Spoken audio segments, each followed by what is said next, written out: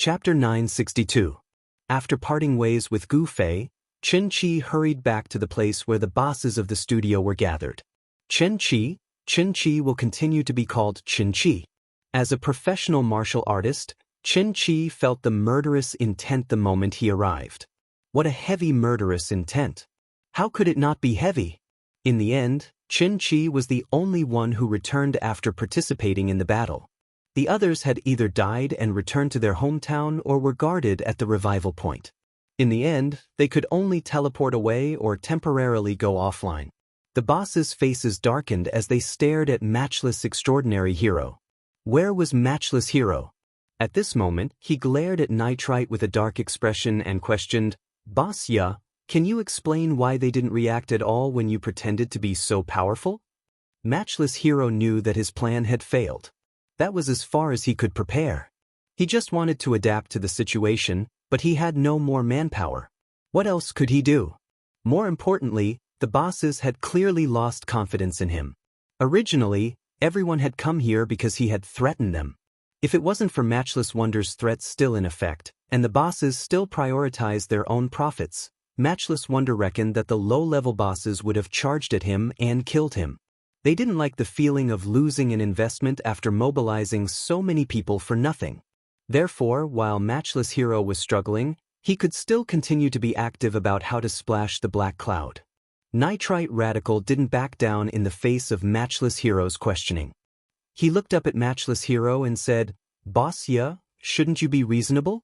26,000 guild elites and a dozen of my subordinates. How much trouble do you think they can cause? They can easily defeat me with a wave of their sleeves. I don't have Sword Demon or Qianli's Drunken. My disguise is very strong, but my strength isn't even 1/10 of the real deal." The one who pretended to be Qianli's Drunken was shot before he could attract any attention.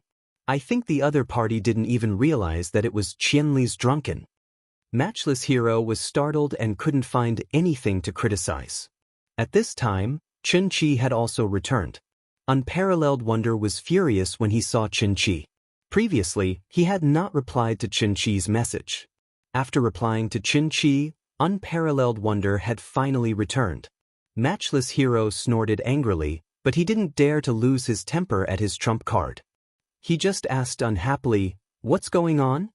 Chen Qi's expression was rather awkward. He shook his head and said, "I know that Qianli is drunk. He's a relative of mine." "No way! What a coincidence!" Matchless Genius was dumbfounded. "Our circle has always been small," Chen Qi said. Matchless Hero wanted to say, "I don't care, you go kill him," but that was not reasonable. Chen Qi did not have a contract with him, and he was only here to help. How could he force him to kill him? That was unreasonable. Besides, I'm not his opponent. Chen Qi said. Matchless Hero was anxious and blurted out, "I understand that it's not convenient for you to fight. Do you have anyone you can introduce to me? He can deal with the drunkard from 1,000 li." Matchless Hero regretted it as soon as he said it. He had already said that Qianli was Qianli's relative, and he still dared to fight him. Wasn't that just as shameless as when he had tried to talk to Encyclopedic Statesman? Thinking of Encyclopedic Statesman's reaction, Matchless Hero subconsciously took 2 steps back and wanted to take back what he had just said. But Chen Qi didn't seem to care too much. He just shook his head and said, "I really can't introduce him to you. In this circle, he is without a doubt the strongest. No one is a match for him. Besides, most people in the circle know him." "Who is he?" Matchless Hero asked. "His name is Gu Fei. If you're interested, you can search for him. There should be a lot of information there. You can also learn about the Gu family's background. You definitely can't beat him in martial arts. As for other aspects, whether it's money or power, boss, let me give you a piece of advice. Don't make a big deal out of this. Stop when you're ahead." Chen Qi said. "Stop when I'm ahead? The problem is, when have I ever fucking seen that?" Matchless Hero lost his composure. After a moment of silence, Chen Qi said quietly, "Understand." Matchless Hero opened his mouth and gasped. There was a flash of white light, and he was forcefully kicked out by the system again. When he was kicked by the system last time, all the bosses had seen it. Later on, They realized what was going on. Now that this tragedy had happened again, the unsympathetic bosses were all gloating. Some of them even said sarcastically, looks like we really have to persuade Boss Guy. If this goes on, the loss is small, but I think he's going to lose his life. Isn't there a rule in the parallel world? People with serious heart disease can't play. If he keeps doing this, the system will probably target him, right? There isn't such a system. You're just taking it for granted, right? The bosses discussed among themselves. Some of them had overheard the conversation between Qin-Chi and Matchless Hero. Now that Matchless Hero wasn't around, they came over to ask about Gu Fei's background. Qin-Chi said it simply, and all the bosses were stunned after listening to it. In front of the Gu family, these people who ran studios in the game were like pushcarts selling sweet potatoes on the streets. We can't mess with this person anymore. If we mess with him again and he buys the game company, we'll all be finished, one boss said. Buying the game company? Isn't that too much? Are you an idiot? He doesn't need to buy all of them. He just needs to buy some of the shares and become a shareholder. That'll be enough to deal with us. Who do we think we are? He can make us leave at any time. There are plenty of people who can replace us. Moreover, it's not like the game can't operate without us. Fuck, we're in big trouble this time. Matchless Hero is a bastard. The bosses were indeed serious businessmen. They would not stop at the level of killing and slashing in the game like the players. What they considered was the upper level of business struggles in real life. Based on this analysis, Gu Fei was a rich second-generation heir who had the ability to destroy their jobs. How could they afford to offend him? Compared to that, what was the threat of the peerless genius? The bosses discussed among themselves, and in the blink of an eye, it looked like they were about to scatter. Qin-Chi scratched his head. His instincts told him that there was a huge misunderstanding between these bosses. However, he didn't need to explain it to them. Matchless Hero had already logged back into the game. Before he could say anything, the bosses of the studios came up to him one by one and drew a line between them. Matchless Hero was at a loss. He had only been kicked offline for a few minutes and had taken a potion. How did things change so quickly? They all looked at him as if he was a cancer. Was it really that bad? Unparalleled Wonder wanted to ask more questions, but the bosses were all adamant. No one was willing to talk to him. Threatening him with high-leveling efficiency didn't work. White lights flashed one after another, and the bosses were all teleported back to their hometowns. Quit while you're ahead, really? Only a boss who had a good relationship with Matchless Hero patted him on the back and said this. He didn't wait for Matchless Hero to ask further and quickly left. In the blink of an eye, only Qin-Chi and Nitrite were left. Matchless Hero immediately thought that it was Nitrite's doing. He rushed over to question him, only to find that Nitrite was looking at Qin-Chi.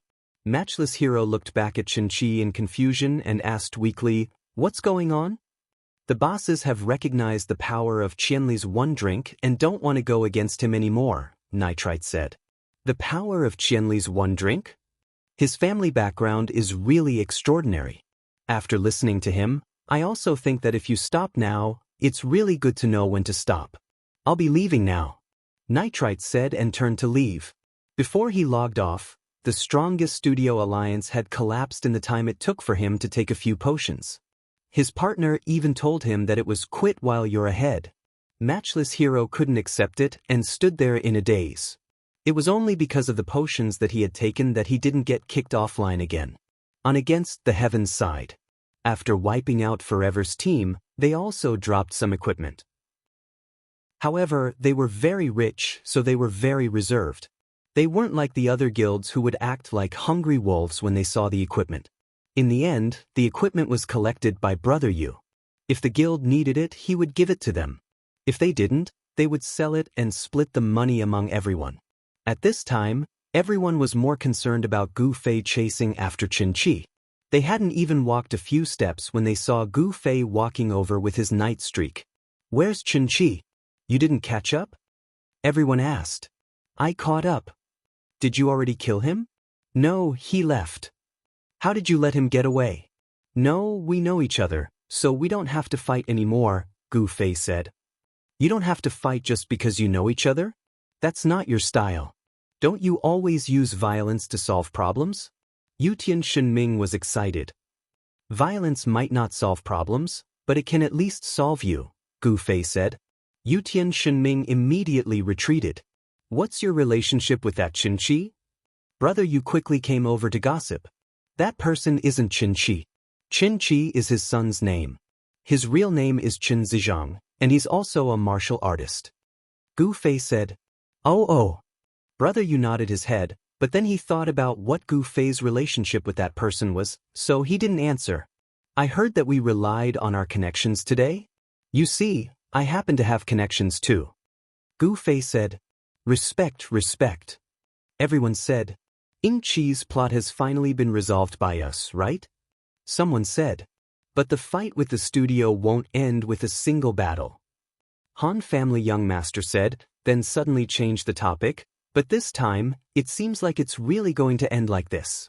After saying that, he looked at Gu Fei meaningfully. What's wrong? Yutian Shenming asked. Kids shouldn't meddle in other people's business. Han family young master said. Damn you. Yutian Shenming was depressed. Han family young master was starting to act mysterious again. Anyone would be depressed. Actually, even Han family young master didn't expect the news he just received. According to his original thoughts, this victory would only disrupt the studio's plan to sow discord. But for the studio, losing a few pieces of equipment wasn't a big deal. So, this could only be considered a successful self-defense by the players and wouldn't affect the studio at all. In the fight with the studio, the players were basically in a passive position because this kind of armed struggle couldn't do anything to the studio. In the future, no one knew how many schemes these studios would come up with. However, just now, Han family young master received the news that the studio's alliance had collapsed. All the bosses had resolutely withdrawn, leaving only Matchless Wonder.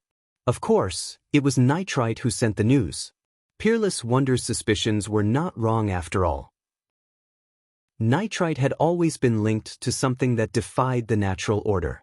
However, the way he and young Master Han were colluding with each other made it impossible for matchless elites to find any evidence against them. Nitrite chose a very smart position.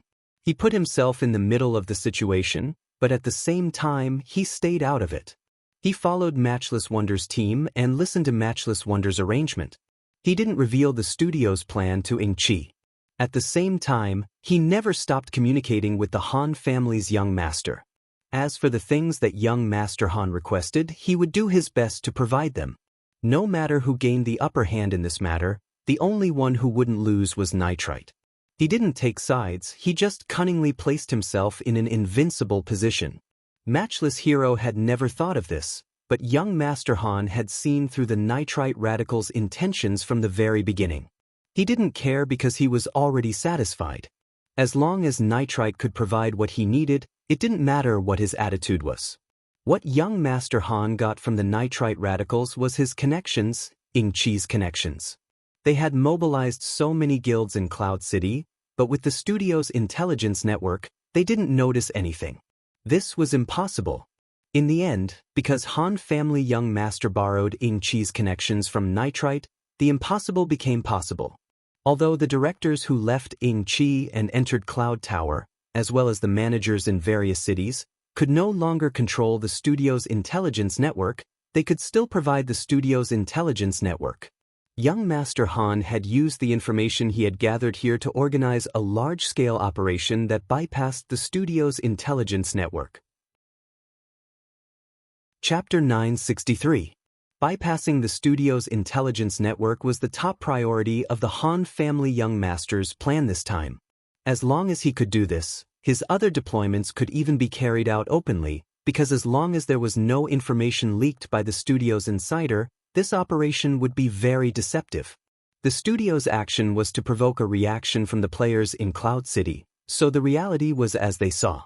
They did succeed in provoking the players in Cloud City, but because of the lack of insider information, they didn't know that the other party was actually targeting them, so in the end, they were surrounded like dumplings and completely wiped out. Some people died and some equipment were lost. This was not a blow to the studio, the key was to destroy their plan.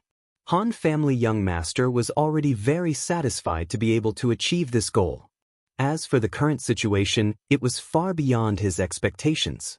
The news that Nitrite Radical told him made him not know whether to laugh or cry. This unparalleled genius couldn't be said to be stupid, but he always did some unlucky things that were like shooting himself in the foot. His entire plan had relied on Qin, the trump card. From blackmailing the various studios to dealing with 1,000 miles drunk, Qin had been a major source of confidence for him. In the end, the studio alliance that he had relied on Qin to blackmail had been broken up because Qin had revealed Gu Fei's background. In the end, the vision of the unparalleled genius was still limited. He stirred up trouble in the game and regarded the players as grass, but he forgot that although the game seemed to be an illusory second world, it also existed based on the real world. In terms of influence, only the real world was above the game. The Gu family's background was indeed powerful, but the studio owners were afraid. The more important reason was that from Qin words, they confirmed the core position of Gu Fei in the Gu family. If Gu Fei was just a figurehead with no real background, they wouldn't have been so scared. However, from what they heard about Gu Fei's status, he was the kind of person who would definitely be in charge of the family. They really didn't dare to offend such a person. This person really had the power to mobilize the family's resources. That was precisely the point of their misunderstanding. The Gu family's background was real, and so was Gu Fei's status, but the problem was that the two were on two different levels. Gu Fei's position was in the area of Kung Fu. The family would definitely spare no effort in cultivating him in Kung Fu, but in other areas, Gu Fei had no say. The bosses of the studio were just a bunch of small businessmen. How would they know that there was such an aristocratic family and such a model?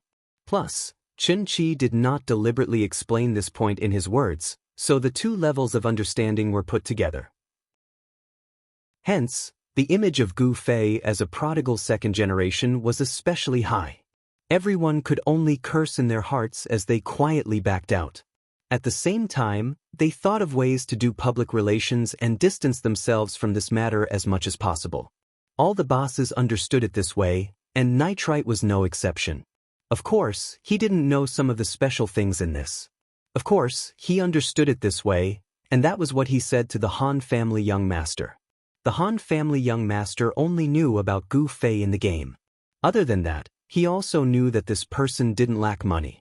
However, this guy had such a background and such a status, the Han family young master didn't expect it. How could such a person be a PE teacher? The Han family's young master felt that his gorgeous IQ was a little lacking. What the hell was this? The bosses of the studios were in a state of panic as they speculated. The young master of the Han family was much simpler. He couldn't figure it out, so he looked at Gu Fei with disdain. "You're good." Gu Fei was confused as to why the Han family's young master would suddenly say something like that. When had he ever screwed up? "The studio is dismissed," said the Han family young master. Dismissed? Just like that? Everyone didn't understand. "Oh, you mean they're dismissed this time?" someone said. They had mentally prepared themselves before, and they all knew that getting involved with the studio wouldn't end with 1 or 2 PK matches. It might accompany them for the rest of their gaming career in the parallel world. After all, they were making a living in the game. How could they give in? However, it was also because they were making a living that they had more concerns and more pressure. Who knew they might give in? This problem was very complicated, and many people couldn't make up their minds. However, in front of an extremely narcissistic guy like the Han family young master, they naturally believed that he would make the studio compromise. In front of hot-blooded people like Yun Zhongmu, they would say, "Who cares, let's have fun first." No matter what, at this time, no one was willing to give in to the studio. They would take it one step at a time, and that became the final guideline. No one thought that this incident would make the studio give in. In the end, the Han family young master really said, "No, they're really dismissed. They're completely dismissed. They won't dare to cause trouble in the future." "Why?" everyone asked, including Gu Fei. "Even an idiot like you doesn't know?" the Han family young master asked Gu Fei. Everyone backed off. This person dared to call Qianli an idiot. If Qianli exploded, no one wanted to be implicated. Why should I know? Gu Fei seemed to have blocked out the words, idiot, used by the Han family young master. I heard that Qinqi described your background, and the bosses of the studio were so scared that they dismissed on the spot, said the Han family young master. Everyone immediately focused their attention on Gu Fei. What kind of background did this person have to be so scary? Gu Fei was also scratching his head. Are they afraid that I'll beat them up? That can't be, I still don't know who they are. The Han family young master took a deep breath. They did understand your and your family's background. Family. Everyone continued to focus their attention. The word family had an imposing aura. How could an ordinary family of 3 dare to call themselves a family? Oh, about that. Our Gu family does have a long history. It can be traced back to the Xia and Shang dynasties. Later on, it was divided into 2 branches, Northern Gu and Southern Gu. Our family belongs to the Southern Gu branch. Everyone is familiar with the 3 kingdoms, right? At that time, Dong Yuwu had 4 aristocratic families, Zhang, Lu, Zhu, and Gu. The Gu family was one of them. Our family's genealogy clearly recorded that it started from this time. Today, it has a history of 2,000 years. Isn't it amazing? Gu Fei said. Everyone was stunned. After a while, brother, you said, there was indeed a Gu Yong in Dong Yuwu in the 3 kingdoms. In records of the 3 kingdoms too, his specialty was his eyesight. He was good at spotting talents. What's records of the 3 kingdoms too? Game? Why haven't I heard of it before? Yutian Shenming asked. It's a game that can only be played by one person a long time ago. At that time, it was called a single-player game, brother, you said. Can only be played by one person? That's also a game? Yutian Shenming snorted. Don't stray from the topic, someone reminded. Cough, Qianli, your family's background is indeed, cough, quite scary. Unscathed in battle didn't know what to say. Gu Fei nodded. The studio must be so scared that they peed their pants when they heard that, right? Unscathed in battle continued to flatter while looking at Han family young master. Han family young master was still calm. The bosses of the studio are afraid that your family will buy the parallel world and kick them all out. Is that so? Gu Fei was confused. I'm not sure about that. Could it be that our family has also thought of doing online games? I'll call and ask later. Damn. It was really possible. This time, everyone was truly horrified. Slender Dance had always been known as the strongest R&B warrior, but no one had ever heard of her buying a game to play. It turned out that the person in front of her was a true warrior. Boss Gu. Unscathed in battle was the first to yell out with a sickening expression. Brother, I don't need anything else. I just want a good weapon, a sword type. I don't need something as high level as the Night Stream Sword. I just hope that it's a dual attribute weapon like this. You must take care of it. Unscathed in battle really wanted to suck up to him. Fuck off, bitch. Everyone stepped on Unscathed in battle and surrounded Gu Fei. Don't quarrel, don't quarrel. I don't know yet. I'll call and ask later. Gu Fei said. Of course, the crowd shouted. The usually calm sword demon didn't know whether to laugh or cry as he looked at everyone's nonsense. After he finally calmed down, he said, let's go back to the clock tower first. The guild leaders of the 26 guilds are still waiting. We still need to discuss how to deal with this. What's there to discuss? If you waste any more time, I'll tell Qianli to block all of their accounts. Yutian Shenming said. The system will confiscate all their equipment. Unscathed in battle said. What's in the system is Qianli's. What's in Qianli's is ours. Oh my god, happiness is here. Fuck, stop messing around for now. Sword Demon was about to break down. On the side, Gu Fei was very confused. Clearly, after Qinqi caused the studio to misunderstand, the studio's reaction caused Gu Fei to also misunderstand. At this moment, he really thought that the family was going to interfere with the game business. Just like that, a group of people valiantly and energetically walked towards the direction of the clock tower. At this moment, everyone felt that they weren't experts, but GMs, the supreme gods of the game. That's right, that cleric, when we buy the game company, remember to fire him. Yutian Shinming said. It's best if the guild makes some rules to have a certain ratio of male to female players. Unscathed in Battle said. I hope there's a camera function in the game. Brother, you said. Then you talk IT. On the way, everyone made countless constructive requests for the game. They didn't benefit anyone, but only themselves. Gu Fei's head was about to explode.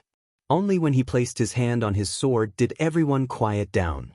As they spoke, the clock tower was already in front of them. Would the guild leaders of the 26 guilds still obediently stay in the clock tower? Of course not. In the end, the 24 guild leaders in the tower went to the lowest window, and each of them jumped out of the tower like a flying man. They gathered all the core members of the guild and held an extended meeting to discuss how to deal with this matter. Even though everything was clearly a plot by the studio, the problem was that this rumor didn't have any destructive power. It sounded more like an excuse. As for how to deal with it, the guild leaders were at a loss. Chapter 964. This group of people surrounded Gu Fei the whole way and arrogantly arrived at the bottom of the clock tower. The guild leaders hurriedly came over. They knew that the other party was coming. Two of them, Zhao Yin and Cloud Rising Mountain, had been following Sword Demon and the others all the way. However, the two of them only knew that the puppet army in the studio had been cleaned up. They didn't know about the huge turn of events that happened because of Gu Fei's identity. Because there was a huge group of people behind them, the two of them were outsiders. They sensibly kept their distance and just followed. At this time, the guild leaders came over. With one look, they could tell that this group of people was very powerful. They were arrogant and domineering. The guild leaders were puzzled. It was indeed impressive to destroy the studio's conspiracy, but did they have to be so arrogant? It seemed like they were about to pierce through the sky, right? As the guild leader, Sword Demon walked at the front. The guild leaders were about to go up and greet them when someone jumped out from the other party's team and said arrogantly, "Why are you guys still here? Okay, it's fine. You can go back." The guild leaders looked. Wasn't this the little brat who gave them paper when they first came? Later, they heard that it was Yutian Shinming. He was famous, but unfortunately, his innate aura wasn't strong enough. His face wasn't even mature yet. Words that were said by others sounded very cool, but when they came out of his mouth, they were filled with childishness. The guild leaders glanced at Yutian Shinming and didn't pay much attention to him. They continued to greet Sword Demon. Yutian Shinming was furious and shouted, "Title!" After shouting twice, he was dragged away. Sword Demon wiped his sweat and continued to greet the guild leaders. "Kids don't understand. Boss Sword Demon, you've worked hard. We've heard about the process. Well done." The guild leaders said good things first. "Don't say that. Everyone came all the way here. We have to do something to give you guys an explanation," Sword Demon said. The guild leaders were silent for a long time. Finally, one of them spoke. "Boss Sword Demon, the truth has come to light, but we still have some difficulties." Sword Demon smiled and said, "We know that. I wonder if Boss Sword Phantom has any good ideas?" The guild leaders asked. They were all sincere. Things had already come to this point, and they still had to make a move against the heavens in order to save face. The guild leaders really did not want to be so despicable. But the problem was that if they didn't make some waves in Cloud City, their reputation in the main city of their hometown would still be in jeopardy. Coming all the way here, then running back, and then telling everyone that it was all a plot by the studio, a plot. Anyone who heard it would be more willing to believe that it was actually an excuse. Therefore, at this time, the guild leaders were also in a difficult position. Because of this, they could not think of a solution for a long time. "Everyone, please wait a moment. We have an appointment with someone. They'll be here soon," Sword Demon said. "Meeting someone? Who is it?" All the presidents were puzzled. "A friend from the press," said the Sword Demon. "Press." All the guild leaders were startled again. At this time, the people Sword Demon mentioned had already arrived. They were the top reporters of the online news world, Duo Mu and Mudwa. All the guild leaders were a bit excited. None of these people didn't like to be in the limelight. Being interviewed by an online news reporter, having it made into a story, and then posting it online for all the players to worship was something they could only dream of. Unfortunately, although they were all big guild leaders, which main city didn't have a few guild leaders like them, saying it out loud wasn't anything new, so they would almost never receive the attention of these big reporters. From a professional reporter's point of view, they didn't have any news value. But now, these two big reporters had appeared in front of them. All the guild leaders had already realized what the heavens wanted to do. They wanted to expose this matter through a regular reporter's report and help them save face. All the guild leaders couldn't help but admire the heavens. Their face was really big, but on second thought, this wasn't just a matter of face. The key was that this matter was indeed worth reporting. Moreover, Duo Mumudwa had already been following up on the dispute between the heavens and Ingchi Studio. Right now, they were just continuing their serialization.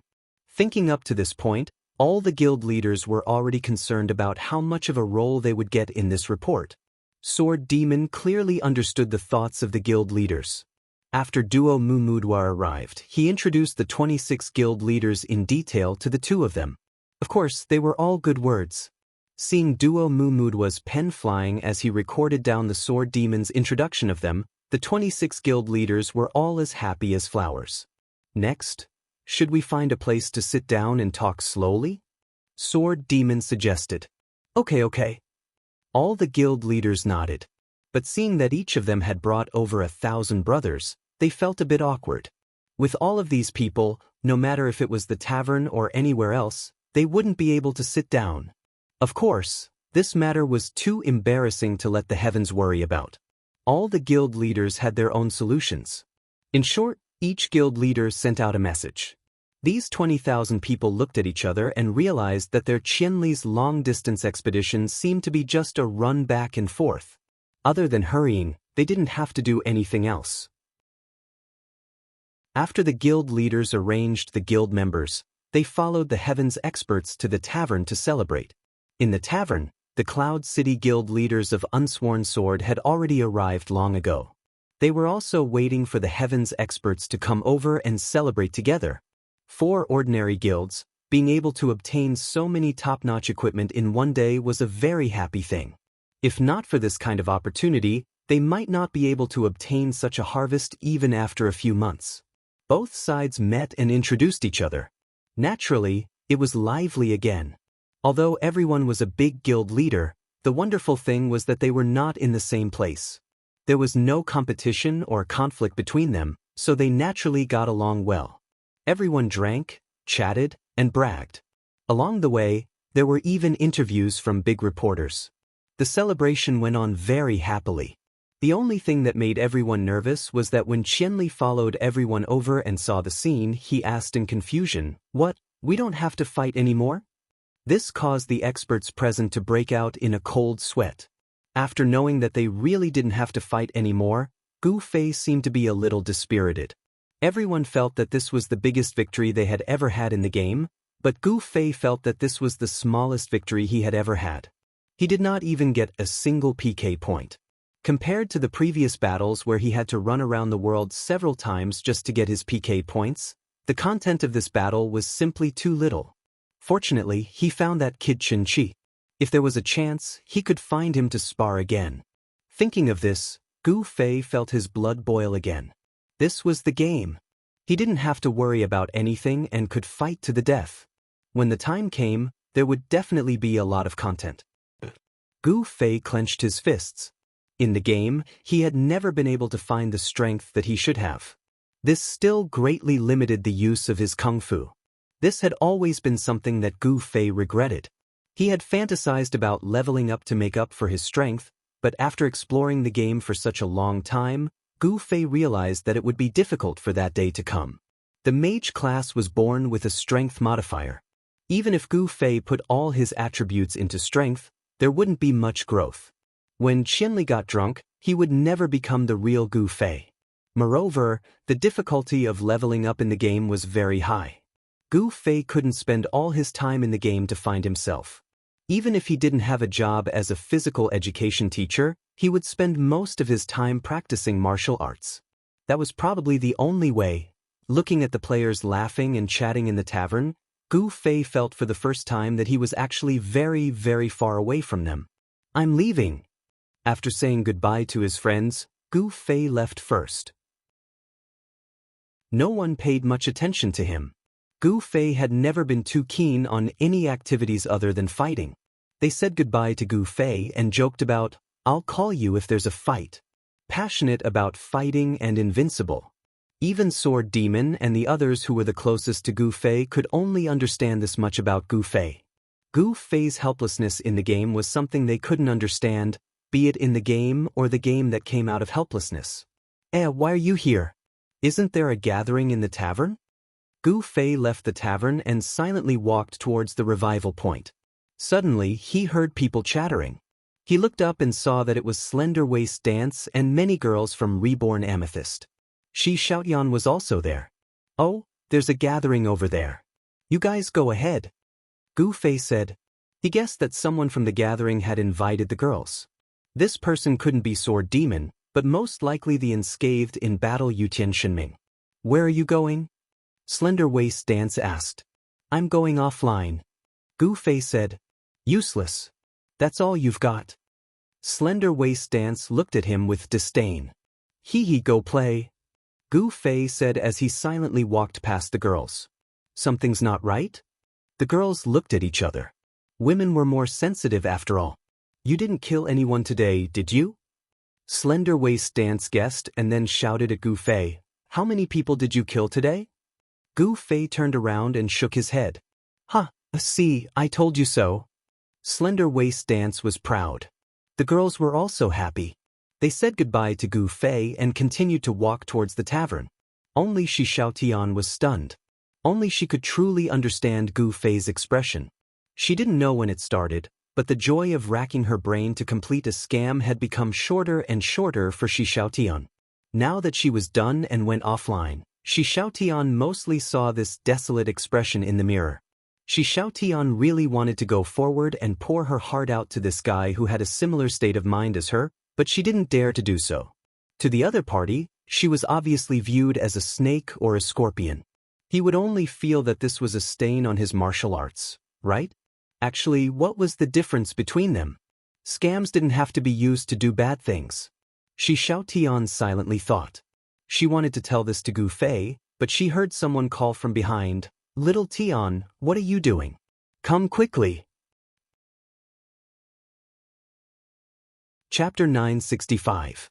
In the end, Shi Xiaotian didn't manage to walk up to him. Just as someone called out to her, she saw Gu Fei turn around. She knew that this person was very sensitive to other people's attention. He knew that someone was looking at him, but he didn't care. Hearing this call, he finally turned around to look at Shi Xiaotian. With just one look, Shi Xiaotian knew that his thoughts were unnecessary. No matter how lonely his expression was, the determination in his eyes never disappeared. He would feel lonely, but he would never feel lost. He would sigh over the fact that his martial arts were useless, but he would never regret his choice of martial arts. "Even if the world is destroyed, I will walk the path that I chose to walk to the end." The determination in Gu Fei's eyes conveyed this message to Shi Xiaotian. "Violent indeed. But your violence really makes people feel at ease, and it gives me courage. Perhaps we are walking on two paths that will never intersect, but two people persevering is always better than one person." Shi Xiaotian suddenly smiled, winked at Gu Fei, and turned to chase after the girls. This day was destined to not be peaceful. When there were people smiling, there were people crying. The bosses of the studios were also crying. How efficient was Duo Mumu? Not long after the interview, he had already published the report. The report was credible, and it immediately caused a huge reaction among the players. It was also the peak time for players to gather at night. In and out of the game, there were people denouncing Ying Chi Studio. And this time, the players didn't just argue, they also took action.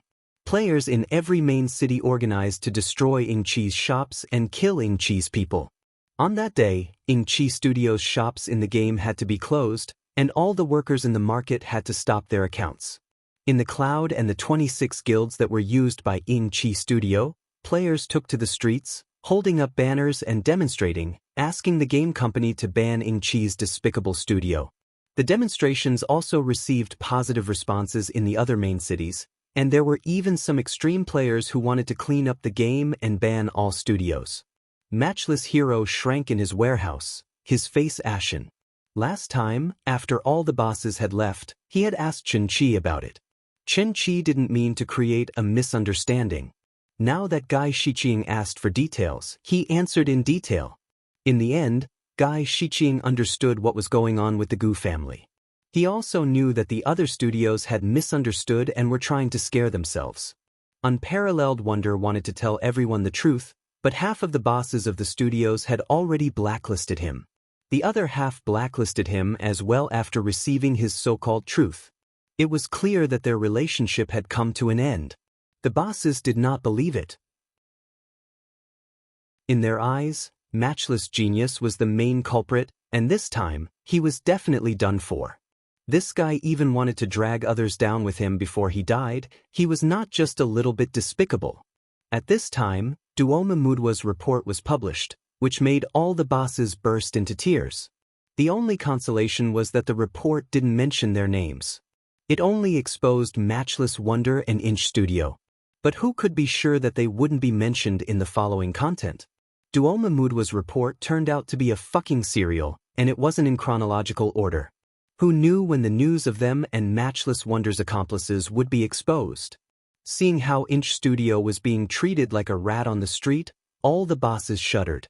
They even suspected that Duoma Mudwa's report was the rich second young master's counterattack.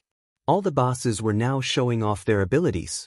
Some used their connections to spy on the contents of the report. Some actively stood with the players and denounced Inch Wonder's despicable behavior, saying that they were definitely not like Inch Wonder. Some even started to complain that they had been cheated by Inch Wonder and had a disgraceful record in this incident, but it was too late for regrets. They hoped that the players would see their performance in the future. In short, all the studios resolutely carried out the spirit of, "I'm not going to die." They would rather step on Inch Wonder twice, thrice, or even thrice, as long as they didn't fall into the pit. Would it be useful to do this? They didn't know. At this time, they only had endless apprehension. That night, none of the bosses of the studios could sleep. All of them sat in front of their computers and scrolled through the forum posts. They observed the players' reactions, the players' voices, and paid more attention to Duoma Mudwa's serial. Before dawn, Duoma Mudwa's serial report released another draft. It was an in-depth expose of Inch Wonder Studio, but the names of the other studios were still not mentioned. While the bosses rejoiced, they were terrified that the draft still had the words, "To be continued," written at the end. Matchless Wonder also sat in front of his computer, but he just sat there motionlessly. He just sat like that for the entire night. He really couldn't do anything to save the situation. The players spurned him, his peers abandoned him, and the attitude of the game company was also unclear. In all the discussions, there was only scolding and scolding.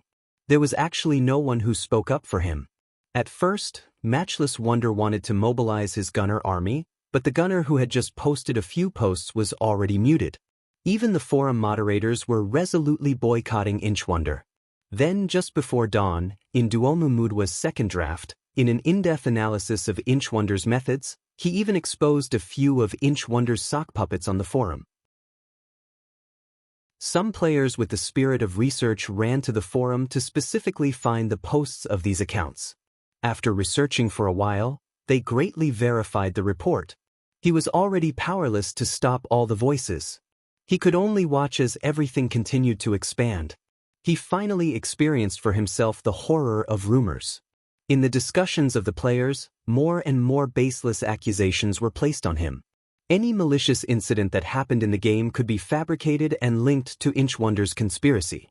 At this time, when he looked back at Duoma Mudwa's report, Inch Wonder Studio was as clean as a little white flower. "It's morning."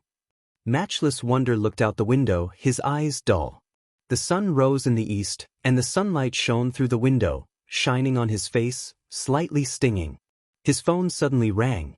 Matchless Wonder was shocked. Who would call so early in the morning? Could it be the game company? Matchless Wonder's hands were trembling. The game company's attitude was the deciding factor in his fate. Hello. Matchless Wonder picked up the phone. Get out of the game. A roar came from the phone, shocking Matchless Wonder into a panic. He threw the phone away. When he hurriedly picked it up, the other party had already hung up. Matchless Wonder was confused.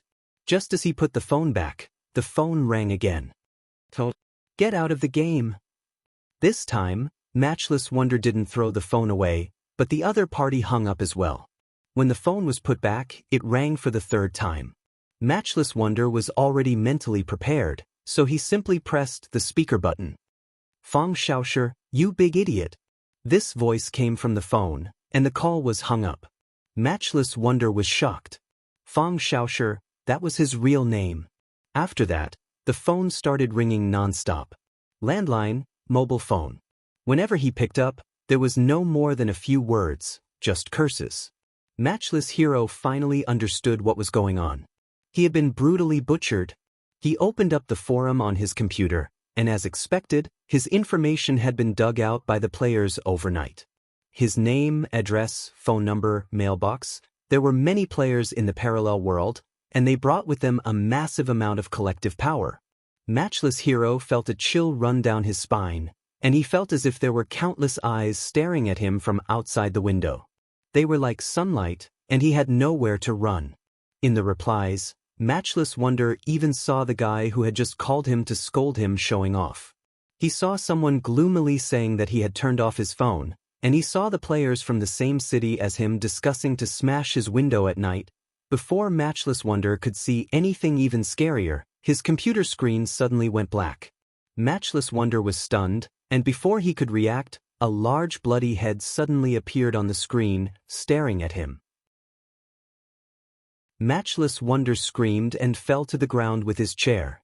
Then he heard a horrifying laughter coming from the screen, and a few bloody words appeared on the screen. Fong Xiaosher's entire family is dead. Obviously, the computer had been hacked. Matchless Wonder jumped up angrily and turned off the power. He walked to the window to pick up a cigarette, but his trembling hand couldn't light up the lighter. He finally managed to light up the cigarette, but he forgot to light it. He suddenly saw a few shady-looking guys outside the window downstairs. Had they already come to him? Matchless Wonder was shocked.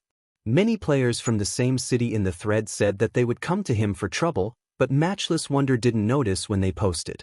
Could it be that they had already arrived? What were these people here for?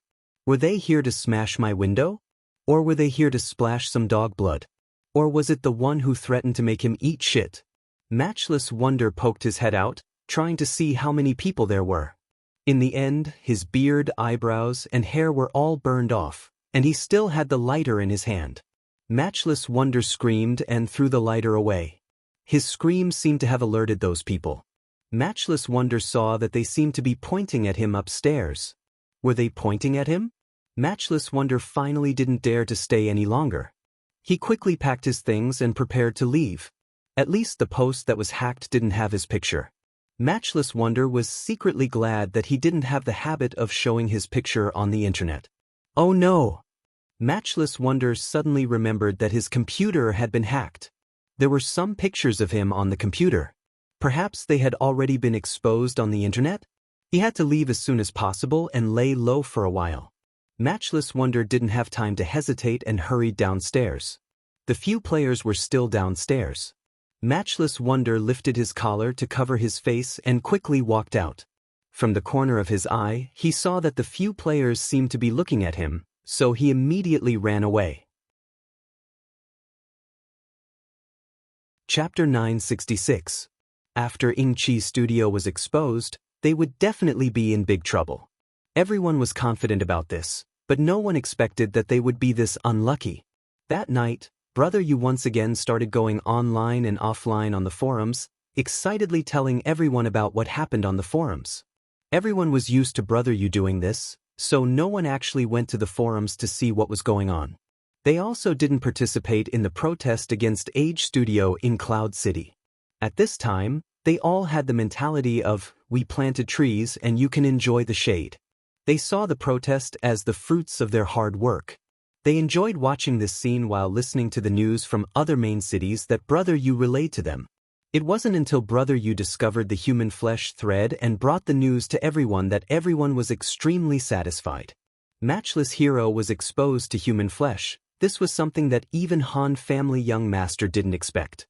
He realized that even he underestimated the resentment the players had towards such an unscrupulous businessman. There were tens of millions of players in the parallel world, and there were many crouching tigers and hidden dragons among them. At this time, all of them were working together. Those who had the skills used their skills, while those who didn't were just adding fuel to the fire. Matchless Hero instantly became the most thoroughly explored person in the history of human flesh. Even something as overboard as a death warning was sent to him. Those who were soft-hearted couldn't help but sympathize with Matchless Hero, but the situation had already reached this point, and no one could reverse it. At this time, the description of the unparalleled hero on the forum, to be honest, was mostly fabricated. But even so, when someone came out to say a few words objectively, he or she would be reprimanded as an avatar or lackey of the unparalleled hero and drowned in everyone's saliva. At this time, most of the players didn't care about what was right or wrong anymore. Everyone had the mentality of participating, and trying their best to step on Matchless Hero was the right thing to do. The human flesh thread was naturally the place where the most firepower was concentrated. At dawn, Matchless Hero was so scared that he ran away from home, but the players still didn't know. They continued to discuss how to surprise Matchless Hero with their revenge. This guy won't be able to make a name for himself anymore. Brother Yu was a bit tired after going online and offline for a whole night, and finally came to a conclusion. Becoming my opponent was the biggest mistake he made in his life. The Han family young master finally commented. After a moment of silence, Imperial Heaven Divine Ming, who would die if he did not curse, finally spoke. Does he see you as an opponent? I seriously suspect that he doesn't even know about your existence. That's his misfortune. If he knew, he wouldn't have made the biggest mistake, Han family young master said. This person is hopeless. Imperial Sky Shinming's face was covered in tears. Everyone was silent. The sky was bright and it was time for them to rest. Everyone quietly went offline. It seemed like Matchless Hero and his studio were finally defeated. With this example, the other studios probably wouldn't dare to mess around anymore. Although there were some unexpected changes in the process, the ending was still the same. Everyone felt a sense of relief. The main characters all went to rest, but this activity wouldn't end so easily. The players in the game were active 24 hours a day. The all-nighters went to bed, and the early risers came. Once they heard about the story from last night, they repeated what the all-nighters did last night. Then came the afternoon party, then the night party, then the all-nighters again. The human flesh threads on the forum also made new progress after a day. There were players from the same city who went to Matchless Hero's place, but he was nowhere to be found. Everyone discussed Matchless Hero's whereabouts, and in the end, they concluded that he was scared away by the human flesh threads. This was a great victory for the human flesh threads, and it was worth writing about. The players in the game hadn't left yet.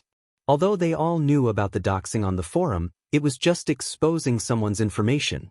Matchless Hero wasn't the kind of person who would fabricate false information to fool the public. His information was exposed.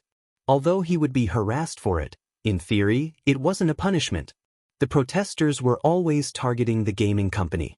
They knew that this was the god that could truly punish Matchless Genius and Inga, so they used the protesters to pray to God. With so many things happening, the gaming company wouldn't just sit there and do nothing. However, to the gaming company, the situation wasn't as serious as Qianli filling up a jail cell in a drunken stupor. Wasn't it just a studio that had angered the public? What was a studio? The gaming company wished that such groups didn't exist, but they couldn't be wiped out. Therefore, after years of development, they found a way to normalize studios. Now that there was a studio messing with the game, the gaming company didn't say anything and stood on the players' side.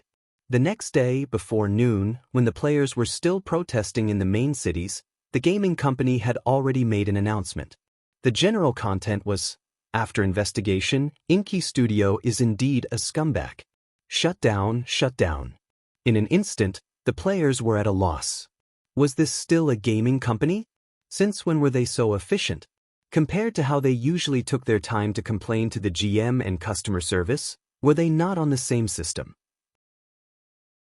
The game company had fulfilled the wishes of the players so quickly, leaving everyone with nowhere to vent their excitement. As a result, some people began to push their luck. Under the banner of being as black as the crows, they demanded that the other workshops be destroyed as well. The other studios panicked when they heard this. They tried to communicate with the gaming company and at the same time held promotions in the game in an attempt to win the hearts of the players.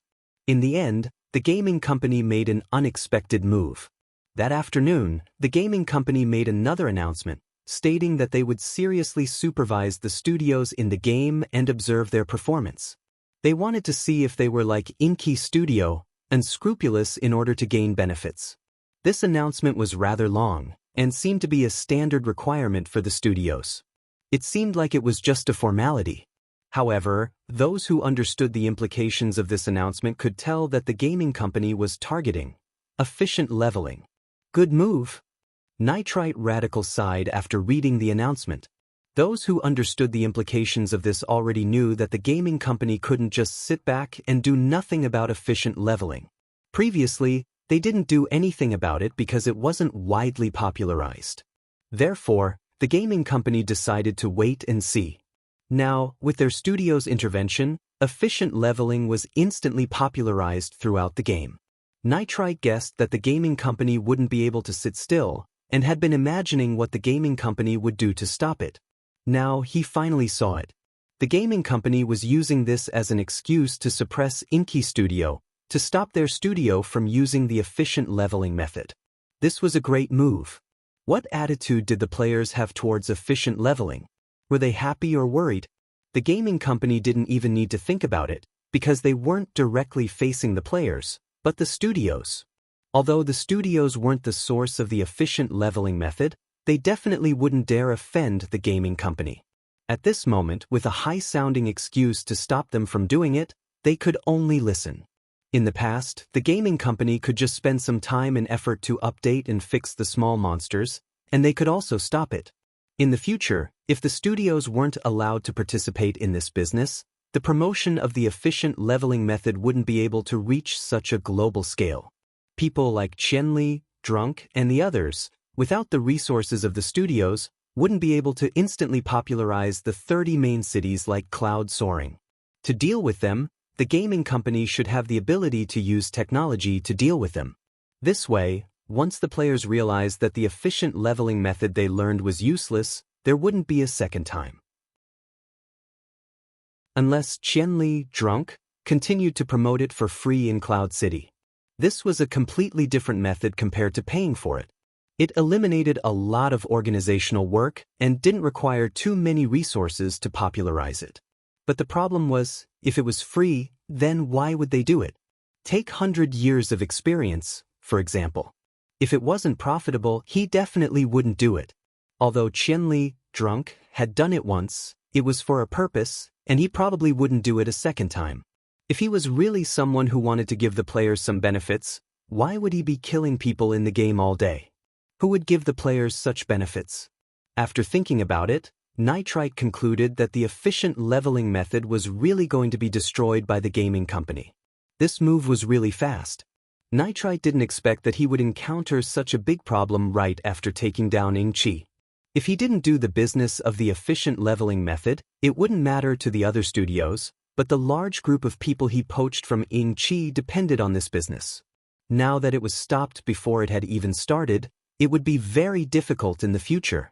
No matter how difficult it was, he had to endure it. Nitrite suddenly clenched his fists as he thought about it. Because he knew that this day would come, he had set up in 30 main cities from the beginning and negotiated with other studios to sell the resources in his hands as soon as possible. At this moment, this part of the income was enough to support them for a while. The crucial moment had arrived. Whether cloud soaring would replace Ingqi as the #1 in the industry or collapse from indigestion depended on this moment. Nitrite clenched his fist and was smug. He immediately contacted the people in the studio to prepare for the upcoming series of tough battles.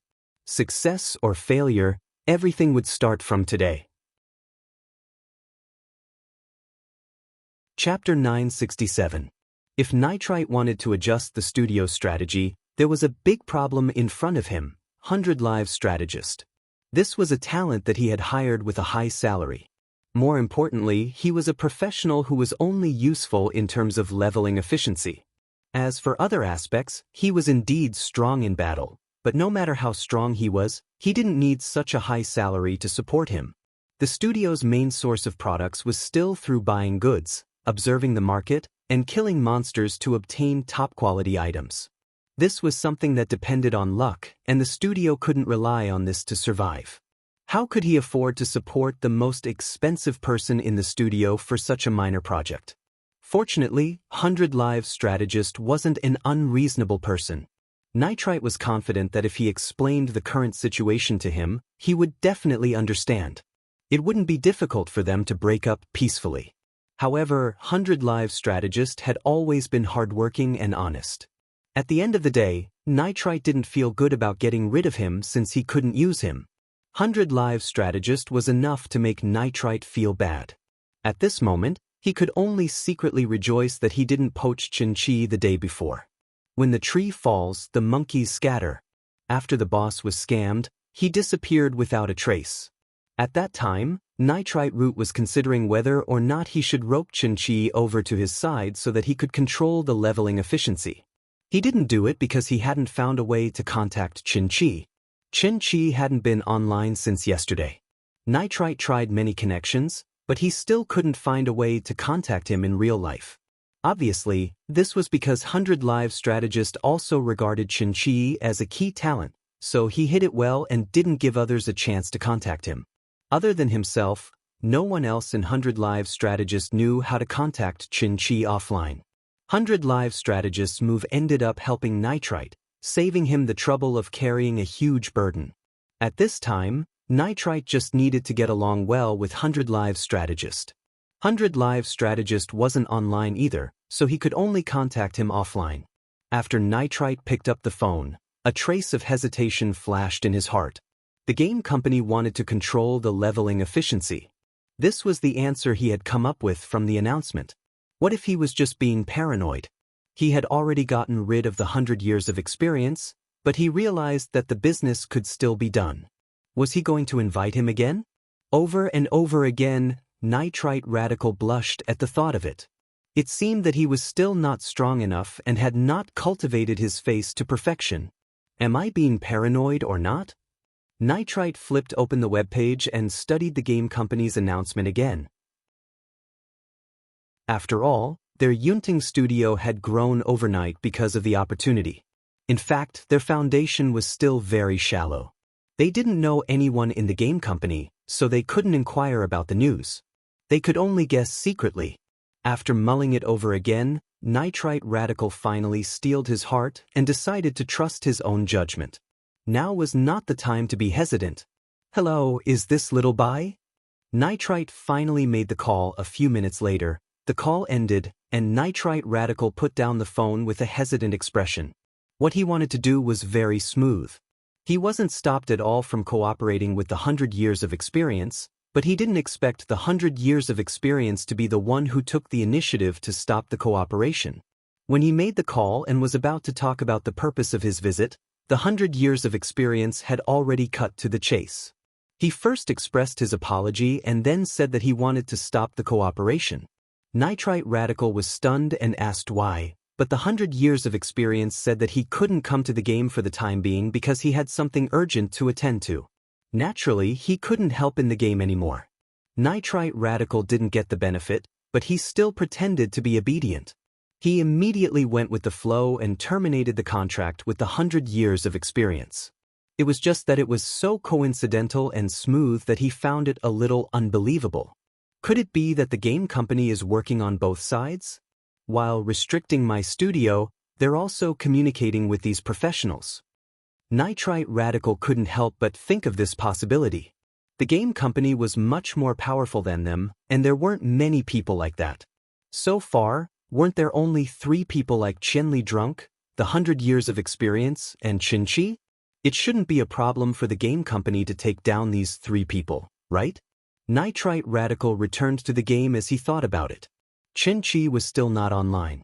He asked the very overpowered people, but Qianli Drunk was still not online. However, with Qianli Drunk's habit of going online, it was very normal that he wasn't online at this time.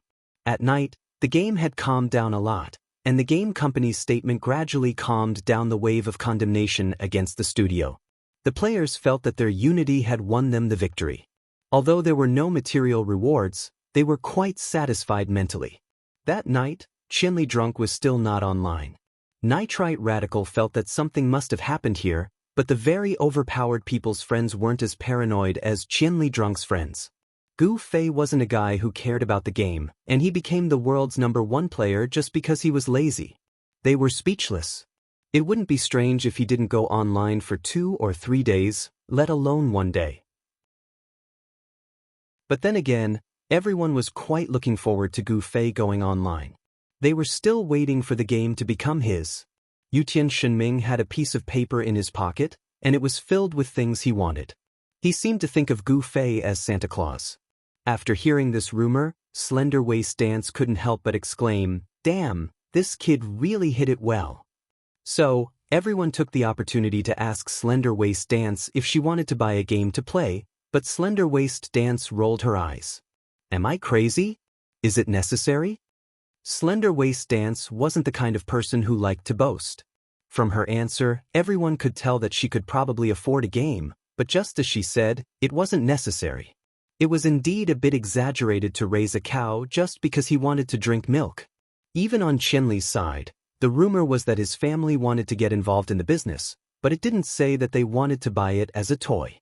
Gu Fei didn't go online for a long time, and some people started to encourage Brother Yu to call and ask. In fact, when it came to curiosity, who could beat Brother Yu? Brother Yu really wanted to know what other amazing things this unique friend of theirs could do. Under everyone's urging, Brother Yu logged out of the game and hung up on Gu Fei. In the end, he returned to the game after a while and brought a lonely message to everyone. "My phone isn't turned on. I can't get through." After all, it wasn't a big deal that his phone wasn't turned on, so everyone didn't think too much about it and continued with their own business. 1 day, 2 days, 3 days passed, and Gu Fei still didn't go online. Under everyone's urging, Brother Yu also called again and again, but the phone number he left was still turned off. Only then did everyone realize that the situation was a little strange. Moreover, Bai Jingluan hadn't shown up for so many days, and the 7 people who were closer to Bai Jingluan didn't know where he was either. His phone couldn't get through either, so everyone started to get suspicious. The information provided by Nitrite was worth considering, but it wasn't conclusive. Even if the game company restricted these people, at most, they would just ban their accounts or something. How powerful could they be to make these people turn off their phones? Bai Jingluan said that he couldn't play the game because he had something to do. Could that be the reason for Gu Fei? They were the same kind of people. Could it be that they happened to be the same kind of people? As for Gu Fei's circle, the group of otaku players really didn't have much experience. They didn't know why these people suddenly disappeared together. Is there a martial arts circle tournament? Yutian Shenming made a wild guess. We can't turn on our phones during the martial arts circle tournament? Brother, you guessed. Martial arts circle tournament. When these two things were put together, it felt especially discordant. No one knew the answer. Sometimes, the internet was like this. When people were around, you could feel a living person beside you, but when they suddenly disappeared one day, you couldn't find them at all. In the blink of an eye, a week passed. Gu Fei and Bai Jingluan didn't show up at all. Everyone was very disappointed. When Gu Fei was around, they all felt a lot of pressure, but when the source of pressure was gone, they felt like they had lost someone to rely on.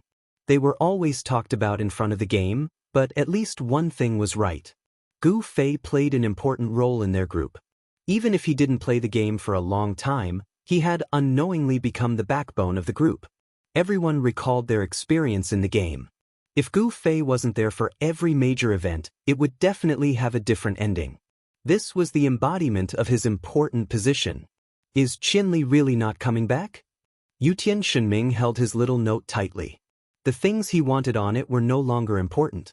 At that moment, he only wanted this friend of his to come back. Who knows? It was rare that Unscathed in Battle didn't laugh at Yutian Shenming this time. He also looked at Yutian Shenming with a melancholy face. Hey, who's that? Yutian Shenming suddenly pointed his finger. What? Unscathed in Battle didn't have eagle eyes, so he could only stare and wait for that person to come closer. I think it's Qianli, Yutian Shenming said. Unscathed in Battle was stunned, but he obviously wasn't as stunned as Yutian Shenming. He opened his friend list and saw that Qianli's ID was still black. The person slowly walked closer. Unscathed in Battle looked up and was also stunned. Indeed, this person looked like Qianli. The person got closer and closer. It seemed like he was heading towards the tavern behind Yutian Shenming and Unscathed in Battle. However, the two of them could already confirm that this person wasn't Qianli. They did look similar, but the difference in their aura was too big. Qianli was always straight when he walked on the road. He gave people the feeling that he was a piece of iron that wouldn't fall or soften. But this person? He was basically a puddle of mud. He made people feel like they were crawling. How could this be Qianli? Chapter 968. The person finally walked in front of them. Unscathed in Battle and Yutian Shenming finally recognized this person. They weren't familiar with this person, but they had met once. Sword Demon introduced him as Qianli's cousin. Back in Whitestone City, they had fought against a group of veterans called Hongchen Yixiao. In their eyes, this person was also a strong person who was insanely strong, but Qianli said that he didn't know martial arts. No one really understood. In any case, they hadn't seen this person since then. This person wasn't a player from their Cloud City, but at this time, he suddenly appeared here. While Unscathed in Battle and Yutian Shenming were reminiscing, Gu Xian had already arrived in front of them. The two straightened their backs and were about to greet him, but Gu Xian didn't even look at them and walked past them. The two were startled and immediately turned around. Gu Xian was already about to enter the tavern, so they immediately called out, "Hey!" What? Gu Xian actually didn't turn his head. He was already too lazy to even turn around. "Don't you recognize us?" Unscathed in Battle said. Hearing this, Gu Xian was finally willing to turn around and look at the two. He then nodded his head. "I don't recognize you." The two sweated and then said, "We are Qianli's friends. Qianli is drunk." "His friends? That's great, I was just about to find his friends. He said that he often appears in this tavern. Just ask the owner of the tavern and you'll know." "It's true." Gu Xian was pleasantly surprised. What happened to Qianli? Unscathed in Battle and Yutian Shenming were shocked. Did something happen to Qianli? He couldn't enter the game and specifically called this family member over to greet them? He can't enter the game anymore. Gu Xian said. What happened to him? The two asked in unison. Let's go in and sit down and talk? Gu Xian suggested. After speaking, he had already entered the door. Unscathed in Battle and Yutian Shenming looked at each other. Seeing how this cousin of Qianli was not in a hurry, it didn't seem like a big deal. As the two of them pondered this, they followed him in and quickly sent messages to Sword Ghost and the others. At this time, the private rooms of Little Ray's bar were all full. Gu Xian didn't pick a place and just sat at an empty table. He didn't ask for any drinks and just laid on the table with his arms crossed. Unscathed in Battle and Yutian Shenming followed one after the other. They were no longer waiting for Sword Demon and of them. They just wanted to know what happened. Gu Fei can't enter the game anymore. Gu Xian looked at the two's questioning gazes and said it again. This was Qianli's real name. The two knew it, but they called him by his in-game name. Suddenly hearing his real name was a bit awkward, but they didn't care about it. They just quickly asked, why? Why can't he enter the game? I have something to do. I have to participate in the martial arts conference. Gu Xian said.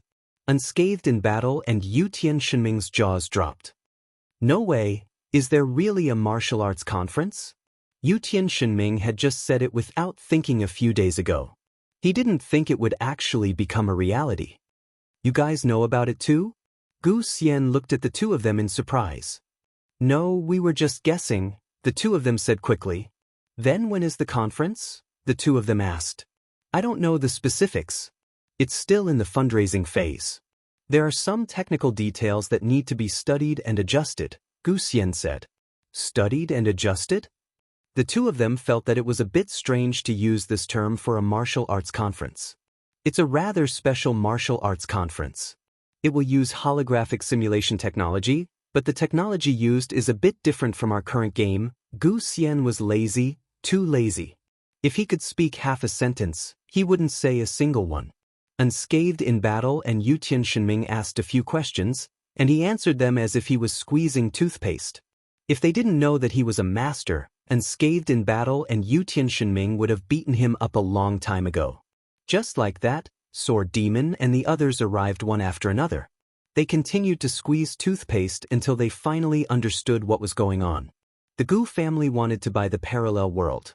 This was just a rumor caused by a misunderstanding, but the Gu family did pay attention to this game, so it was real. The person who acted as the middleman was none other than Gu Xian, who was so lazy that it made people grit their teeth in anger. He was the one who explained the situation of this game to his family. The main point wasn't the game itself, but the holographic simulation technology used in this game. This technology could obviously solve the communication problems in the current Kung Fu world. The Kung Fu that Gu Fei and the others learned wasn't martial arts. Martial arts were for strengthening the body. The Kung Fu that Gu Fei and the others learned had only one purpose: to kill the opponent. That phrase that assassins often used to show off was actually very true for Gu Fei and the others. What they learned was to kill, not to perform. This kind of technique, in a sparring environment, could not bring out the essence at all. As it was passed down from generation to generation, it was becoming more and more like a form, not a meaning.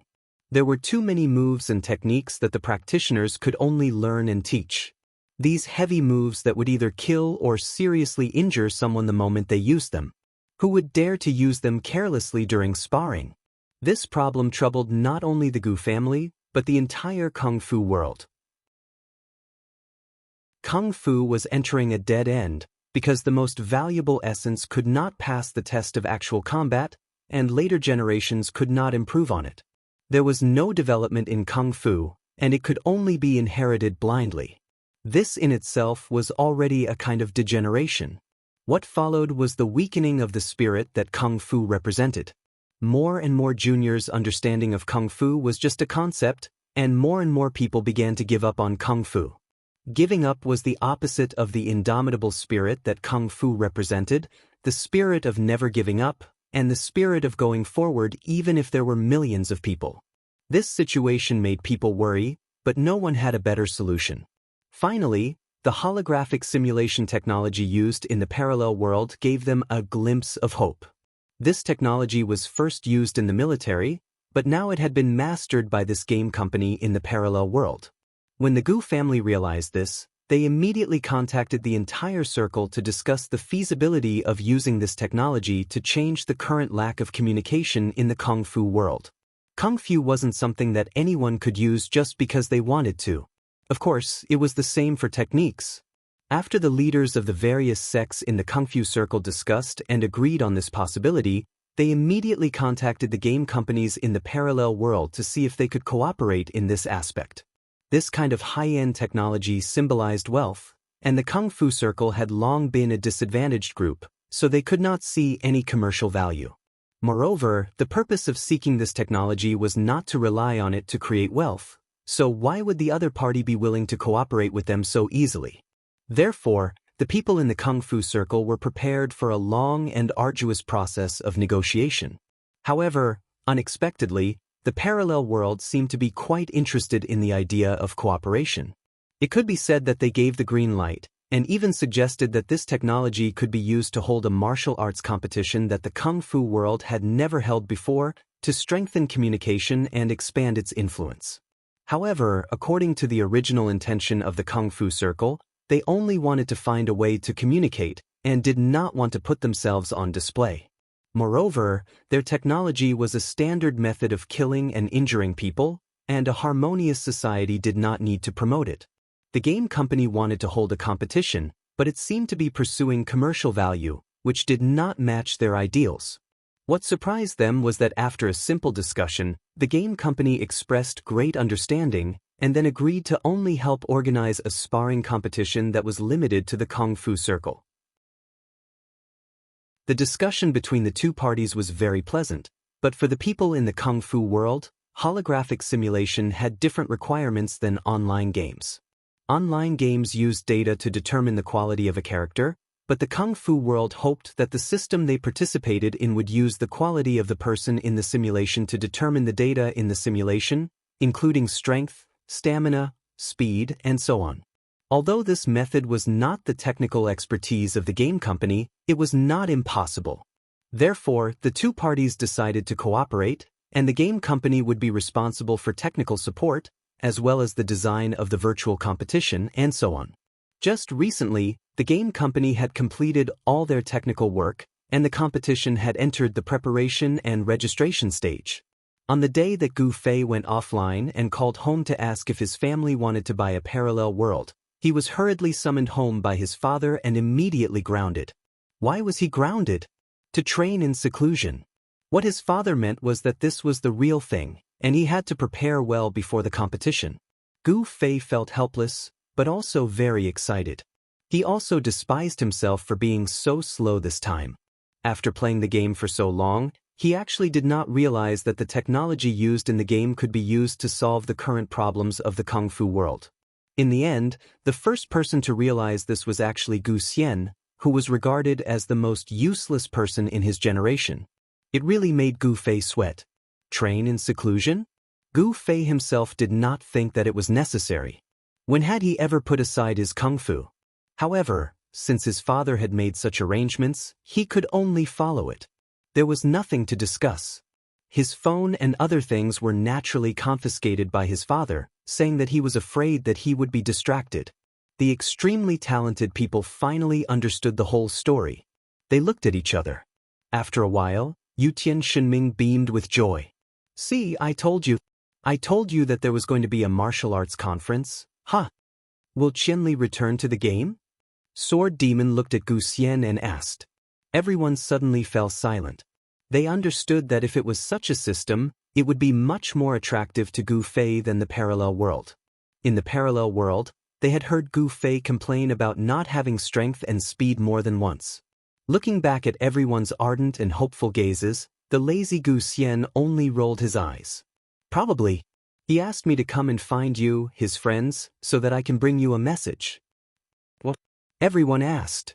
"He's leaving for a while. Don't be too afraid," Gu Xian said. "Fuck." The group of experts gave him the middle finger. Who would be afraid? Damn, they don't know how to be humble. We're experts. Experts. Chapter 969. After learning about Gu Fei's accurate information, the group of very overpowered experts no longer worried. Everyone continued to enjoy their gaming lives boldly. Apart from them, most people didn't even notice that Qianli, the great expert, hadn't appeared in the tavern for a long time, flipped the table, and yelled for a wanted mission. Except for one person. This person had been staring at Qianli's name since he entered the game. He knew that Qianli hadn't appeared for a day. He also knew that Qianli hadn't appeared for 2 days. He started to be surprised when Qianli hadn't appeared for 3 days. Qianli hadn't appeared for a week. He suddenly felt lonely. He realized that if this person wasn't around, what was the point of being in the game? Where should he go? Yi Xiaowu only had game information. He didn't have a network of friends like Sword Demon and the others. No one would think to explain to him why Qianli had disappeared. Yi Xiaowu wandered around the game. He didn't know if Qianli, who hadn't seen him for a week, had really left the game. Yi Xiaowu even wanted to find Sword Demon and the others to ask, but he thought about their antipathy toward him. He guessed that if he asked them, they would definitely say something. Could he tell them the truth? Yi Xiaowu couldn't make up his mind. At this time, he waited for a system maintenance update notification. As a routine maintenance for online games, it was normal. No one took it too seriously. However, after this maintenance, it immediately caused an uproar. Because the efficiency leveling method that had just been popularized was no longer useful. From Cloud City to Moonlit City to Baishur City, all the leveling areas that had been developed in the main cities suddenly became a suicidal leveling method. Smart players had long understood that the efficiency leveling method was to thoroughly understand the attack patterns of the small monsters, then use their own attack patterns to bring out a small monster's counterattack pattern. This repeated so it was efficient and safe. However, after this update, the routine was no longer useful. The reason was very simple. The small monster's attack patterns had changed. Many people knew what was going on. The game company was going to boycott the efficient leveling method. However, the players didn't care so much. There were too many efficient leveling methods. Many of them had spent money, and now that their money had been wasted, they felt indignant and wanted to demand an explanation. Who could he ask for an explanation? Look for whoever taught him. It looked like the studio would be the unlucky one again, but in fact, it wasn't. The bosses of the gaming studios were all shrewd people. They were sensitive about things like leveling efficiency. The game company would make a move sooner or later. Nitrite wasn't the only one who understood this. All of them understood it.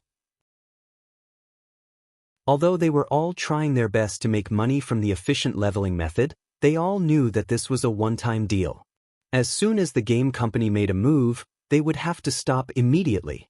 Therefore, from the very beginning, they had foreseen this update and the players' reactions after the update. Therefore, they would explain everything that needed to be explained clearly. However, this time, the game company moved so quickly that they didn't expect it. Now, although many people had opinions about them, at least they couldn't say that the studio was cheating. This was because those who wanted to learn in advance had already been informed by the studio that such a thing would happen. In the end, the more unlucky ones were the second-hand dealers. They learned the efficient leveling method in the first wave and then began to sell it at a low price. Their business wasn't big, and they didn't have much strength. At this time, they were all being chased by people asking for a refund. It was unbearable. Yi Xiaowu was pleasantly surprised when he went online and discovered the update. This tumor that he thought would destroy the game had finally been eliminated. However, this kind of trick was only treating the symptoms and not the root cause. What about Qianli Drunk? That was the source. Qianli Drunk was still offline. Yi Xiaowu felt that every day when he went online, he would hold his friend list and look at this name. He couldn't figure out whether he was hoping for him to light up or not. It was a big bitterness. He couldn't go on like this. What the hell was this person doing? He had to give an explanation. He left just like that? He didn't even say hello? He was too disrespectful to his opponent. Yi Xiaowu kept an eye on Gu Fei. Of course, most of them were active in Cloud City. In the end, he felt that he had to seek the truth from Qianli Drunk's friends. He felt that these people should know. Yi Xiaowu didn't have these people as friends. Even if he did, it would be useless. They would definitely be blacklisted. He could only wait pitifully at the places where these people might appear. Yi Xiaowu was finally blessed by a little luck. Among the people he met while waiting was Sword Demon. If he could ask the truth from the elite group, this person could only be Sword Demon. Yi Xiaowu didn't have time to rejoice when he found that the Han family young master was also with Sword Demon. One was the person he wanted to ask, and the other was the guy who took the initiative to say that he didn't want to hear. Yi Xiaowu's face was full of tears. He found that he was simply in a dilemma. Just when he was still in a dilemma, the two people had already seen him. Han family young master pointed and said, "Look, it's that idiot. What's his name again?" "Hongchen Yixiao." Sword Demon said. "Why you still alive?" Han family young master said. "How vicious." Yi Xiaowu clenched his teeth. He really wanted to turn around and leave, but thinking about the endless dilemma, he finally stood up and took a deep breath. "Where's Qianli? I want to find him." Han family young master randomly took out something, wrote a string of numbers, and handed it to Yi Xiaowu. "This is... Aren't you looking for Qianli?" Han family young master asked. "Contact number?" Yi Xiaowu was excited. What was going on? Did the heavens open their eyes or the earth open their eyes? How did Han family young master become kind? Yi Xiaowu hurriedly took it and hurriedly looked for a place to go offline. Sword Demon watched him leave and was puzzled. Qianli's phone call? No. Then what is it? How would I know? Yi Xiaowu held the precious number and began to try hard to remember it, but, is this a 0 or a 6? The 0 wasn't drawn very neatly. It was a bit too much like a 6. Is this a 5 or a 6? The 5 was written in a row and looked like a 6. Is this an 8 or a 6? The 8's head seemed a bit small and also looked like a 6. 6, 6, 6. Why do they all look so much like 6? Yi Xiaowu broke down and stopped on the street. There were so many suspicious numbers. How many combinations were there? Yi Xiaowu was not stupid enough to go offline and try them one by one. Considering that this number was given by Han family young master, Yi Xiaowu had already concluded that he had been tricked again. Yi Xiaowu tried hard to calm himself down. Being tricked by that Han family young master should be expected. It wasn't worth getting angry. It wasn't worth getting angry. Yi Xiaowu stubbornly continued to wait. Waiting for someone who could let him understand. He waited for Unscathed in Battle. Unscathed in Battle swung him to the corner with a sword and continued to accompany the girl as they passed by. He waited for Yutian Shinming, who was 60 meters away. The person hadn't arrived, but the arrow had. Therefore, he was more than 600 meters away from Yutian Shinming in a straight line. He waited for Brother Yu. Brother Yu had already heard about it from those guys in the mercenary channel. Brother Yu had never been a simple guy. Brother Yu was also very sinister. Brother Yu didn't make a move. He quietly listened to Yi Xiaowu say that he wanted to find Qianli and get drunk. I do have Qianli's contact number. I just don't know if you believe me. Brother Yu said, I believe you. Okay, 500 gold coins. You don't believe me again? Brother Yu sighed. I believe you. Yi Xiaowu clenched his teeth. He decided to gamble. The 500 gold coins were given to him. Brother Yu happily accepted it and quickly took out his notebook. I didn't lie to you. This really is Qianli's number. Brother Yu wrote down the number. Thank you. But it's been turned off recently. Brother Yu tore off the page and handed it to Yi Xiaowu. Yi Xiaowu swore. If he wasn't a cleric, he would definitely fight with Brother Yu. He definitely would. The number is real. There will be a time when it's turned on. Brother Yu reminded Yi Xiaowu. He really wasn't lying. When does it usually turn on? Yi Xiaowu asked. I don't know. It hasn't been turned on for a week. Brother Yu said. Yi Xiaowu swore. He swore again. He really swore again. Actually, why are you looking for Qianli? Maybe I can help you. Brother Yu suddenly said. Yi Xiaowu was still swearing and didn't have the time to respond. Of course, I still have to pay. My information is never cheap. Brother Yu suddenly found the meaning of his life. Qianli hasn't been online since he got drunk, right? Yi Xiaowu asked. Brother Yu almost answered without thinking. Fortunately, he stopped himself. He hadn't received any money yet. If he answered the question, wouldn't that be a mistake? Brother Yu remembered the plot of some wuxia novels. He raised a finger. 100 gold coins for one question. Yi Xiaowu wouldn't be creative if he swore again. He gritted his teeth and took out the money bag. But he changed the question. Where has Qianli been for the past week? He got a money bag. If he counted the gold coins now, it wouldn't look handsome enough. Brother Yu thought about it and didn't count it. He took the money bag and answered the question. He's busy. Yi Xiaowu turned around and left. He didn't have the ability to risk his life and he didn't want to be fooled anymore. He regretted not calling the broken water arrow. Otherwise, it would be enough to deal with Brother Yu. But Yi Xiaowu didn't expect that Brother Yu was the one who made him feel the most aggrieved this time. Don't leave in a hurry. Next, you can ask, what's he busy with? Won't you get what you want to know soon? Brother Yu knew that Yi Xiaowu was against Gu Fei. So, he had already guessed Yi Xiaowu's intention to ask about Gu Fei. Yi Xiaowu stopped again.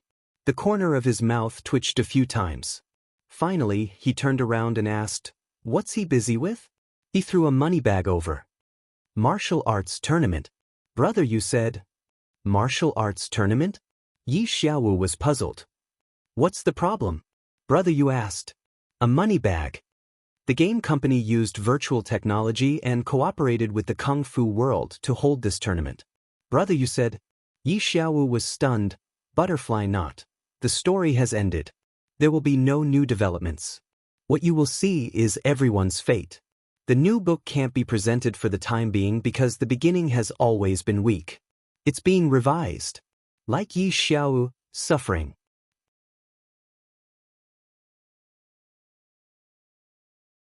Chapter 970. Brother Yu was still trying to get more gold coins from Hongchen Yixiao, but he didn't expect that Yi Xiaowu would lose his soul after the news of the martial arts contest spread. Brother Yu almost pulled his ear and said, "Hey." "Sorry, thank you." Yi Xiaowu suddenly came back to his senses, took out another money bag, gave it to Brother Yu, and left in a daze. This. Brother Yu was puzzled. Why did he suddenly give him another money bag? Service fee? Tip? Was this guy crazy? Brother Yu opened the money bag and found that there were 100 gold coins in it, so he left happily without studying the answer. Martial arts contest? Walking on the street, Yi Xiaowu was in a trance. Compared with ordinary players like Brother Yu, Yi Xiaowu, who came from a gaming company, could see the deeper meaning of this martial arts contest. The gaming company didn't turn a blind eye to these professional warriors who were so powerful in the game and could come up with efficient leveling methods. They also didn't want these people to be the focus of the game, to strike the confidence of ordinary players, and to destroy the original rules of the game. Yi Xiaowu chased after Qianli all day long and talked about balance, trying every means to harmonize this guy's strength, but the result was the opposite of what he wanted, and he only made a fool of himself. What about the gaming company? They didn't talk about this at all. They just used their simulation technology to hold a martial arts contest for the warriors and caught them all in one fell swoop. Yi Xiaowu only wanted to stop Qianli from getting drunk, and he always thought that Qianli was against him when he got drunk, but he never thought about what Qianli wanted and what he pursued when he got drunk. He didn't think about this, but the gaming company thought about it. The martial arts contest was just the beginning. As long as this martial arts contest was successful and satisfied the warriors, the cooperation in this area could continue. The gaming company completely used their technology to provide a platform for these warriors, a platform that didn't need scenery, missions, equipment, bosses, or NPCs. It only needed a simulation platform for interaction. Ordinary people would scoff at such a simple interactive online game, but it was exactly what these martial artists needed. With a platform that they needed more, how many people would return to this parallel world? At least judging from the current situation of the martial arts tournament, 8,000 Miles Drunk had already disappeared for a long time. He might come back to the game again, but he would never have the passion he once had. No, it should be said that Qianli never had any passion for the game when he was drunk. This was a choice he had no other choice. And now, the Parallel Worlds game company had given them a better choice. How could they continue to stay in something that they had no love for? Even if he returned to the game, it would only be a memento and not a continuation. He had been so busy, but it turned out that it was all for naught? Boss, in the end, you're still more skilled. Looking up at the azure sky of the parallel world, Yi Xiaowu finally smiled. Although everything he had done seemed like a clown's trick, the situation he had hoped for had finally come. He didn't care about the process. As long as there was such a result, then everything was fine. Qianli was drunk. He had no enmity with him and was just stating the facts. Speaking of which, he was a pretty good person. Yi Xiaowu recalled the first time she had met Qianli and how he had saved her when he was drunk. That's good, really. Yi Xiaowu smiled and exited the game with a white light. Too many players didn't know what had happened in the past few days, but it had a huge impact. They were entangled in the fact that they couldn't use the efficiency leveling method. They scolded and complained, but in the end, they could only let it go. Some people went to the studios to ask, but all the studios said that the business was over. The players in Cloud City, on the other hand, were looking forward to their great master, Qianli, getting drunk and popularizing it for them. As the days passed, the things that everyone hoped for did not happen again. Everyone gradually began to forget about it and continued their daily life of leveling, farming equipment, and completing quests. The guilds in Cloud City were very overpowered and developed rapidly. Recently, there were no more chores to cause trouble for them. The guild had entered a stage of steady development. The number of applications to join was very overpowered. Not only were there players in Cloud City, but there were also experts from other main cities. Many of them were old friends of Sword Demon and the others. Unsworn Sword could only be envious and jealous of this. His Unhindered was only known in Cloud City. Outside of this main city, even ghosts wouldn't know who they were. After the top experts like Sword Demon and the others began to focus on developing the guild, their network was further developed. Although they still didn't have the high-level scale of Unhindered, when it came to the number 1 guild in Cloud City, no one would say Unhindered anymore. It was very overpowered. Every day, the great experts had to lead their teams to level, farm equipment, complete guild quests, and stand up for their little brothers who caused trouble. They were all as busy as dogs, and the leisurely mercenary group life in the past never returned. Occasionally sitting together, they would also miss that leisurely time. However, for the current situation, they didn't feel bored. This was another way of playing the game. They didn't play this way before, but it didn't mean they didn't like it. However, Qianli, the treasure of the guild, had not returned since he left before the tournament. Many newcomers who had just joined the guild hoped to see this god in person. This made Sword Demon and the others feel very awkward. They also hadn't seen this boss for a long time. Qianli, the great expert, hadn't come to the game for a long time. This situation was finally noticed by Unsworn Sword and the others. After a long time, once the scars healed, they would forget the pain. Unsworn Sword was originally very envious and jealous of Unhindered. Seeing that Unhindered didn't have Qianli, he felt that the difference in strength between the two sides wasn't too big, so his mind started to move again. He thought that he couldn't just sit back and watch Unhindered grow stronger. Thus, there began to be some small friction between the two sides. When the higher-ups of the guild met, Unsworn Sword, this kid, used the relationship he had built up in the past, and even said it was a misunderstanding. Sword Demon was a kind person, and Unsworn Sword just wanted to build up a relationship, so he didn't say much. But not everyone was as kind as Sword Demon. In one of the small conflicts in the leveling area, Unhindered foresees 2 leveling teams with a total of 24 people, as well as 3 nearby leveling teams that came to support, a total of 58 people, were all wiped out by Unhindered foresees. Some were even chased afterwards. This new force that Unhindered foresees cultivated was like a newborn calf that wasn't afraid of tigers. They forgot some of the rules of their guild leader and actually provoked the leveling team led by Yun Zhongmu in the leveling area. Such a large-scale conflict naturally required the higher-ups to sit down and negotiate. When Han Family Young Master shook Unsworn Sword's hand and said, "It's all a misunderstanding, it's all a misunderstanding," Unsworn Sword could only cry. Both sides still didn't shed all pretenses of cordiality and continued to play around all day. High-level meetings. The other guilds in Cloud City would help this one day and say that the next. One moment they would help the other, and the next they would help the other. This was how the game was. There was no right or wrong. Everyone enjoyed all kinds of messy disputes, and no one dared to say that they could completely defeat the other. Wasn't it just a game? Thousands of times they fell and thousands of times they stood up from the resurrection point. However, as the disputes continued, there would always be a time when they escalated.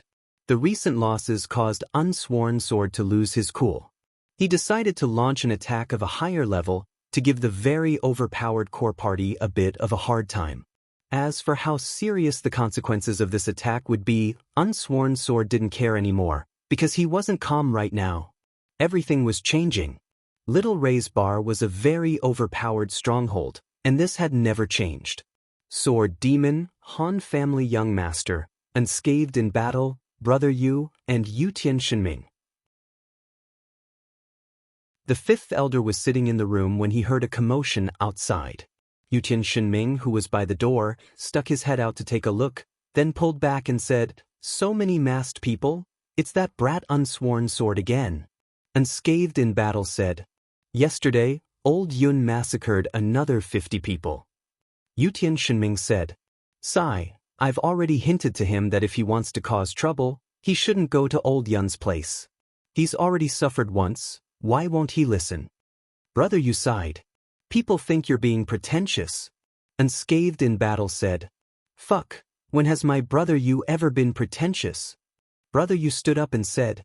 Your name is pretentious enough, everyone calls you brother. Unscathed in battle said.